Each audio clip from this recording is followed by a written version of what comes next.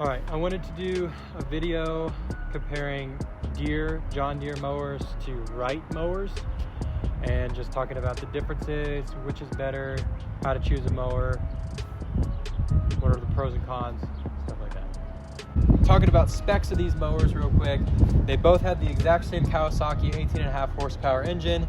They both have the exact same 5.5 gallon fuel tank. This one is slightly faster, but that's just because it's a nicer mower in general. And yeah, so overall, specs wise, they're very, very similar. So it's a decent comparison here. So first off is going to be the cost. So just a little backstory. Wright as a company, they're the first ones to ever make a stand-on mower. It gives them not necessarily an advantage, but they have been doing it for the longest, and it does show. So John Deere made a contract with them, and the mowers are very similar. I don't know exactly the details, but basically they're the same. These are different because this one's adjustable, this one's a fixed deck. But if they were both adjustable decks, if they were the same year, which they are, they would look the exact same. So that's something to keep in mind. However, the John Deeres are a little bit cheaper than the Wrights, just because they were able to cut some costs somehow. So that's also something to keep in mind. So overall, both in resale in my specific area and buying new, the Deeres are going to be a little cheaper than the Wrights. So next thing's going to be reliability. In my experience, Wrights are actually more reliable than John Deere. So why is that? It's because I've had more issues with this mower than any Wright I've ever had, which is annoying. That's obviously anecdotal. That's only in my experience. That's not, statistically, I don't know, but that's my experience has been the Deeres have been a lot less reliable, and they're not quite as well designed, in my opinion, for a couple of reasons that I'll get into. The main one on this is going to be the wiring is a lot more complicated. It seems over-engineered and not easy to fix and work on. So the biggest design flaw with this mower is that the PTO wire goes down to the PTO clutch, and it is extremely close to the drive belt, and that drive belt actually frayed my PTO wire, and the PTO wire goes into a rubber housing on the PTO, and it can't be replaced. You have to replace the entire PTO if that thing gets frayed. So that's what the dealership told me. I was there for a long time, and they finally just said, yeah, you have to replace the entire PTO just because we've put that wire a little too close and it frayed. So that's pretty frustrating. I was able to jerry-rig a fix, and it seems to be working so far. But if that doesn't end up working, I have no other choice but to replace an entire PTO, which is very annoying and a stupid design. I wanted to show what I was talking about with this PTO wire. So you can see the red wire right there. This is where it goes. And that right there is the drive belt. So as this runs, that belt really moves around and it comes too close to this thing.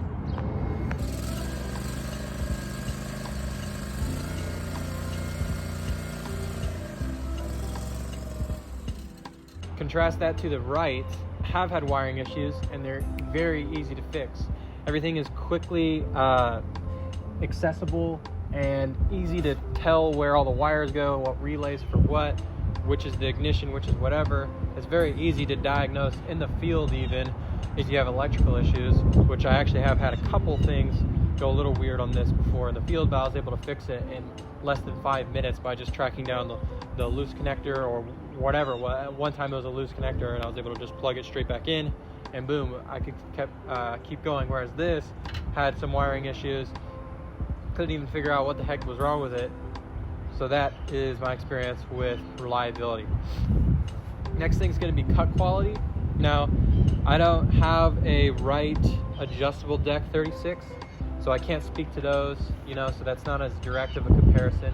And fixed decks on average are going to cut not quite as well as an adjustable deck, simply because it depends on how you have it set up. It's easier to have the deck not be level because there's not as much adjustability. That's just been my experience. Better cut quality, but it's very marginal. The Wright still cuts really, really well and everything like that. It doesn't look like this John Deere has a stripe kit on it, which makes sense, but my 652R has a stripe kit, and that really, really does wonders on yards. They just stripe really, really well, and it's very fun to mow with. Okay, next is efficiency. How quickly and how many yards can you mow with something like a John Deere versus a Wright? Again, I'm not talking about fixed versus adjustable deck, just talking about Deere versus Wright, and it's the same. That's it. So they're going to be the same. Same weight, same speed, same cutting speed, everything like that. So efficiency, exactly the same, doesn't affect anything. Finally is going to be maintenance, because if you work on your own mowers or you have it done, either one, it's going to take you more time, based on how tricky it is to do maintenance. Maintenance is a massive thing if you own a lawn care business. So how does maintenance work on a Wright versus a Deere? The Wright is a far more maintenance friendly machine than the Deere. They did a bad job with the maintenance stuff on the John Deere. Specifically, oil changes are not fun on a John Deere because of the way they designed the drain plug on this Kawasaki motor, which is funny because they have the same motor but a different drain plug, right? That doesn't make sense, but John Deere somehow managed to make the oil change the hardest thing possible and the messiest job ever, just because of the drain plug that they did. So I think you can install like an aftermarket one. I'm gonna look into that, but anyways, that drove me kind of crazy when I first picked this thing up. Other than that, the maintenance is all pretty much gonna be the same. Okay, final thoughts on Deere versus Wright. They're very similar.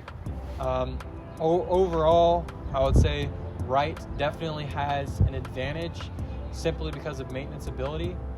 I personally prefer John Deere because they are cheaper, because I like John Deere, and I feel like they cut a little bit better, and that's about it. I slightly prefer the control style, but they're so close, so close to each other that it really doesn't matter that much. However, I do slightly prefer the John Deere mowers. Another thing to note is your dealership.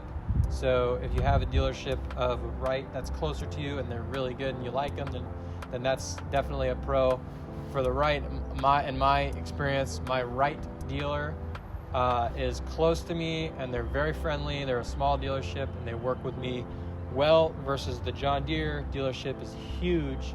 It's a little bit further away, but just because of the sheer size of the dealership and how much stuff they carry and how many people they work with, the clerks and the people that I'm working with to get parts are less knowledgeable, and that has posed quite a few problems when I'm trying to get parts or trying to diagnose an issue.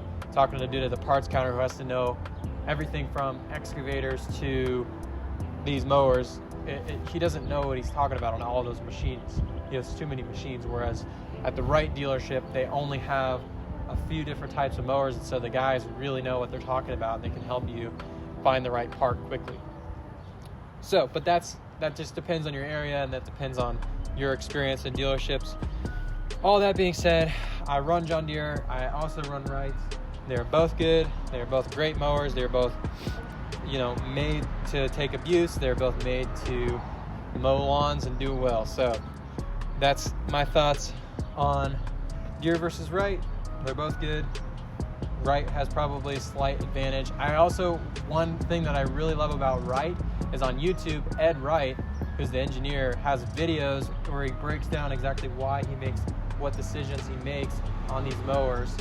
That is amazing to watch, and it's really insightful, and it's really helpful when you can look at that before or after you already have your machine and know kind of how the machine works all together. Whereas this thing, I don't know who designed it. I don't know why they made the oil drain plug that way.